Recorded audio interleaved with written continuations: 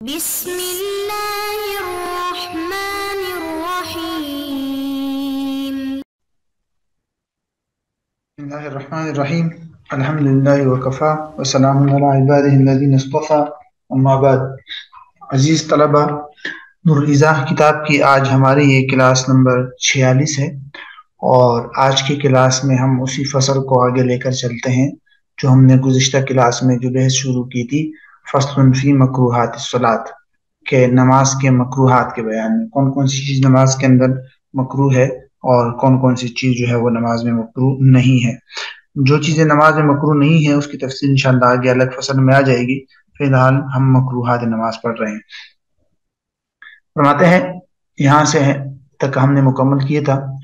وَبِحَضْرَةِ طَعَامٍ يَمِيلُ إِلَيْهِ، ایسے کھانے کی موجودگی میں نماز پڑھنا مکروہ ہے. یمیل الیہ، جس کی طرف انسان کا میلان ہو رہا ہو، اشتیاق ہو رہا ہو، تو اس طرح کی چیزوں کی موجودگی میں نماز پڑھنا مکروہ ہے. اسی طرح وما یشغل البال، اور ہر وہ چیز جو مشغول کر دے دل کو،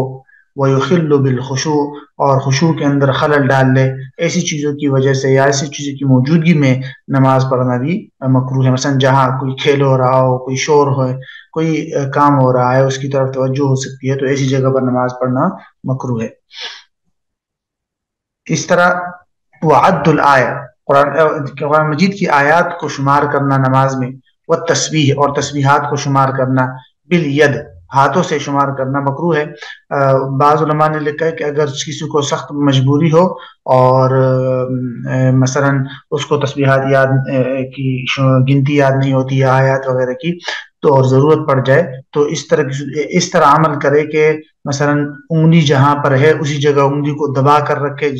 تو تاکہ ترتیب حاصل ہو جائے، باقی انگلیوں کو حرکت نہ دے جس طرح عام طور پہ انسان گنتے ہیں، تو اس میں پھر کراہت نہیں رہے گی اور پھر گنجائش ہے. 63 وقیام الامام فی المحراب، امام کا مکمل محراب میں کھڑا ہونا. امام کے محراب میں کھڑا ہونے کا مطلب یہ کہ امام محراب میں اس طرح کھڑا ہو جائے کہ اس کے دونوں قدم بھی محراب کے اندر داخل ہو، تو یہ مکروہ تنزیہی ہے. ہاں البتہ امام کے پاؤں اور جو قدم ہے وہ مسجد والے حصے میں ہو اور باقی وہ سجدہ وغیرہ وہ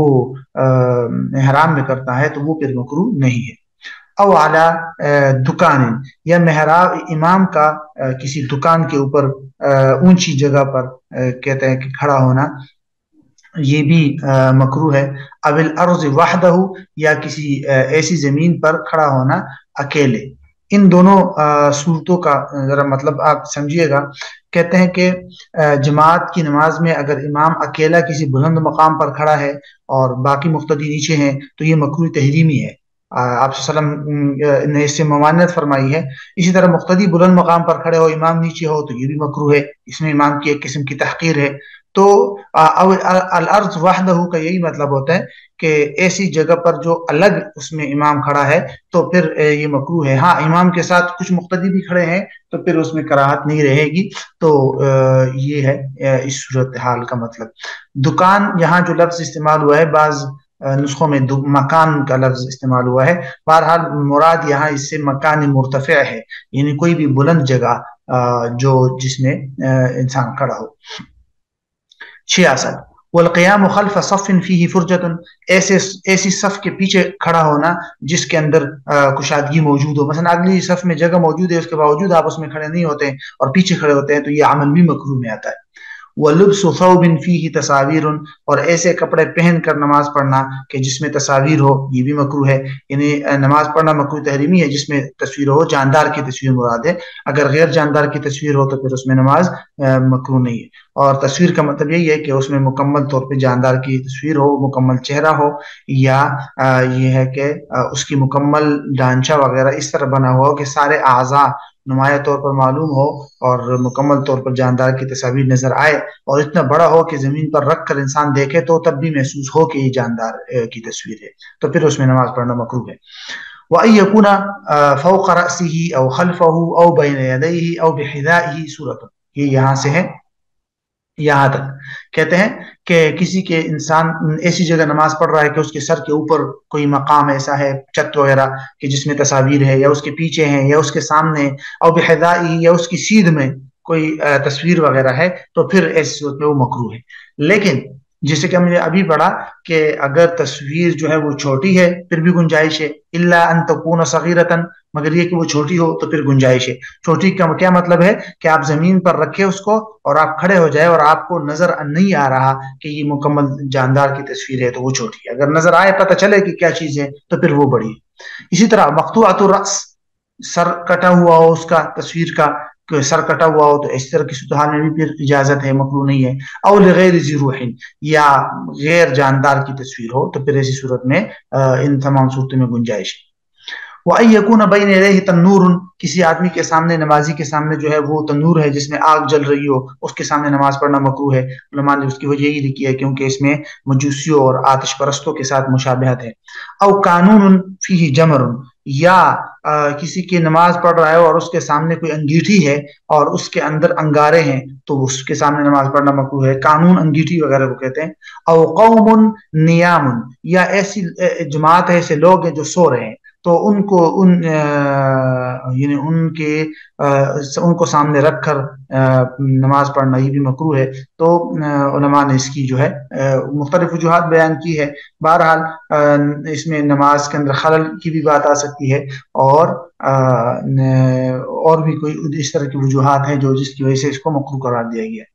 ومسح الجبهة من تراب لا يضره من خلال الصلاة، نماز کے دوران پیشانی کو پہنچنا مٹی سے، ایسی مٹی جو اس کے لیے مضر نہ ہو، مطلب نماز کے دوران آپ سجدے کی آپ نے اور آپ کی پیشانی پہ کچھ مٹی لگ گئی تو اس کو نماز کے دوران پاک کرنا یا صاف کرنا ہاتھوں سے یہ مکروہ ہے، کیونکہ اگر وہ نقصان نہیں دیتی تو اس میں کوئی حرج نہیں۔ ہاں کوئی ایسی چیز لگ گئی ہے جو آپ کو نقصان دے سکتی ہے تو اس کو اگر آپ صاف کرتے ہیں پیشانی سے اس میں کوئی حرج نہیں۔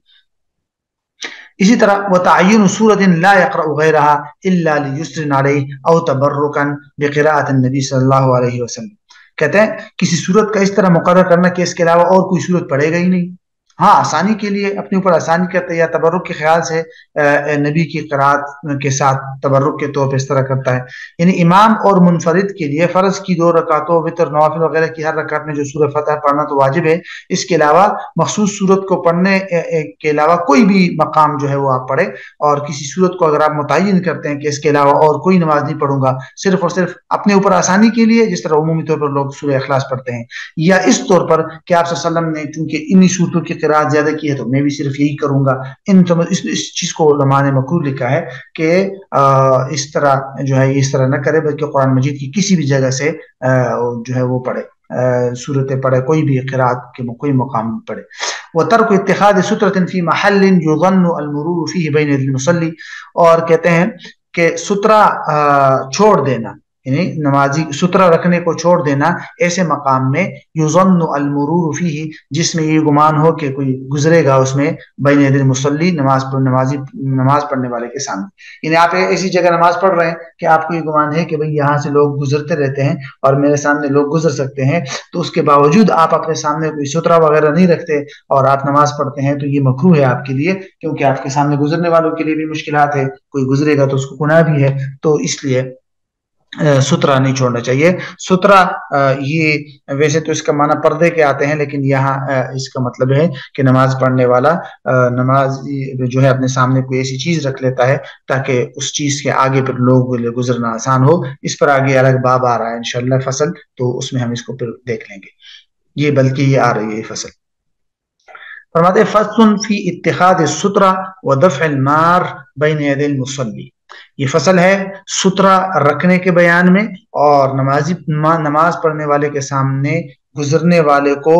دور کرنے کے بارے میں۔ دفع کا مطلب ہوتا ہے کبھی کبھی انسان نماز پڑھتا ہے تو سامنے اس کے سامنے کوئی گزرتا ہے تو اس کو اشارہ کر دیتا ہے، ہٹانے کے بارے میں اس کو۔ یہ دونوں باتیں ہیں اس میں۔ یہ بات ذہن رکھے جو شخص نماز پڑھ رہا ہے اس کا احترام شریعت میں لازم ہے، اور اس کے احترام کا ایک تقاضا یہ بھی ہے کہ اس کے سامنے سے نہ گزرا جائے، نمازی کے سامنے گزرنا گناہ ہے اور اس پر وعیدیں آئی ہیں۔ تو ایک تو یہ ہے نماز کے باہر لوگوں کا حق کہ بھئی اس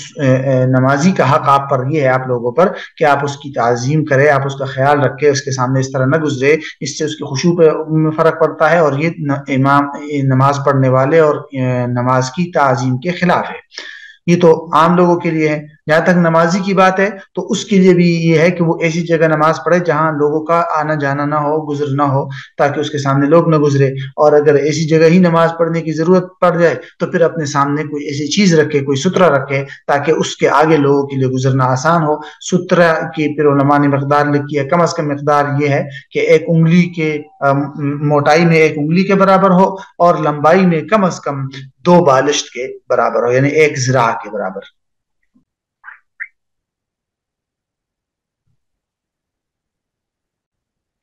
البتہ اگر کسی کے پاس جو ہے کوئی لکڑی وغیرہ کوئی ایسی چیز موجود نہ ہو تو پھر ایسی صورتحال میں بعض علماء نے اجازت دی ہے کہ وہ اس طرح چوڑائی میں ایک خط کھینچے، تاکہ کم از کم آنے جانے والوں کو پتہ چلے، یا وہ اس سے آگے جو ہے وہ ان کو گزرنے کی اجازت ہو.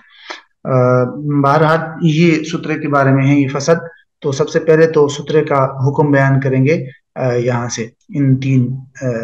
نکات میں. فرماتے اذا ظن مرورہ یستحب له ان یغرز سترة طول ذراع فصاعدا فی غلظ الاصبع. کہتے ہیں جب کہ گمان ہو، اذا ظن جب یہ خیال ہو، مرورہ اس کے گزرنے کا، یعنی کہ کوئی آدمی گزر سکتا ہے، تو یستحب له نماز پڑھنے والے کے لیے مستحب ہے ان یغرز کہ وہ گاڑ لے زمین میں سترتن کوئی سترا طول ذراع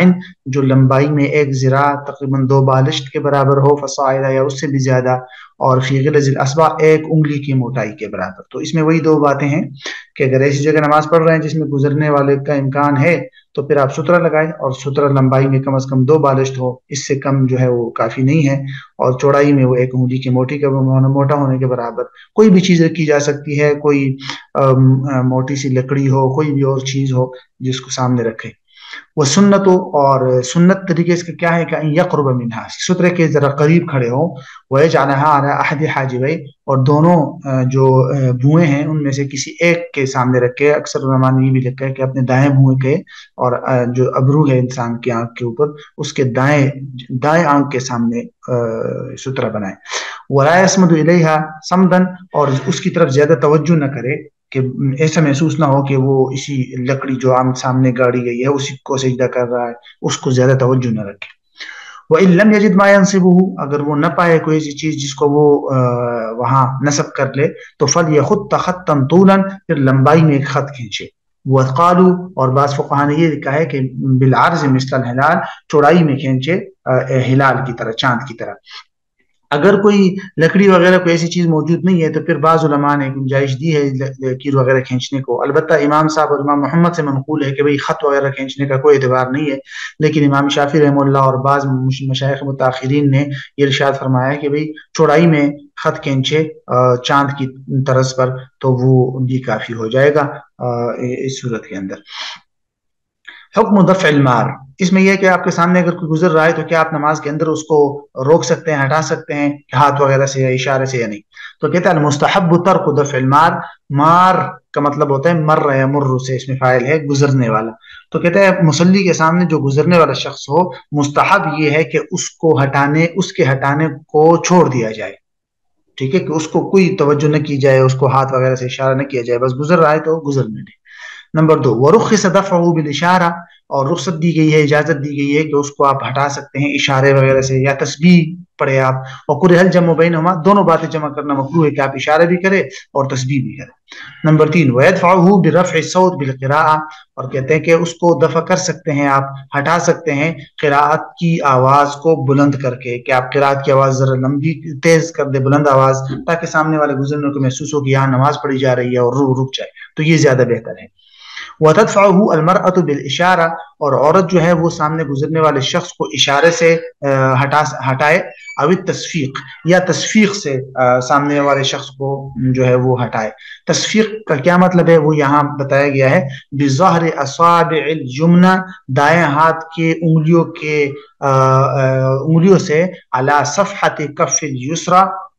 بائیں ہاتھ کی ہتھیلی کے پشت پر. یہ طریقہ بتایا گیا ہے اس کے لیے کہ عورت اگر کسی کو وہ کرے تو وہ کیسے عورت جو ہے وہ تصفیق کیسے کرے گی. تو تصفیق کا یہ طریقہ ہے کہ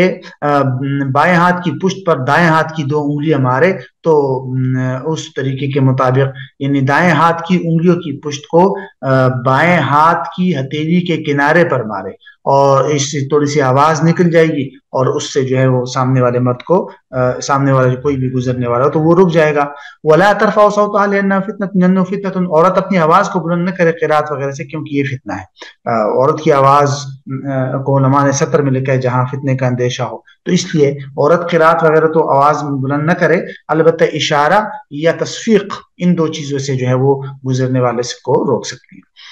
ولا يقاتل المارہ، گزرنے والے کے ساتھ لڑائی نہ کرے۔ وما ورد بھی، اور جو حدیث اس بارے میں وارد ہوئی ہے مؤول، اس میں تعویل کی گئی ہے بانہ کان، کہ وہ پہلے تھا، والعمل مباح فی الصلاۃ، اس وقت نماز میں عمل مباح تھا، وقد نسخ، اب وہ منسوخ ہو گیا۔ یعنی اگر آپ نماز پڑھ رہے ہیں، آپ کے سامنے کوئی گزر رہا ہے تو آپ اس کے ساتھ لڑائی نہ کرے،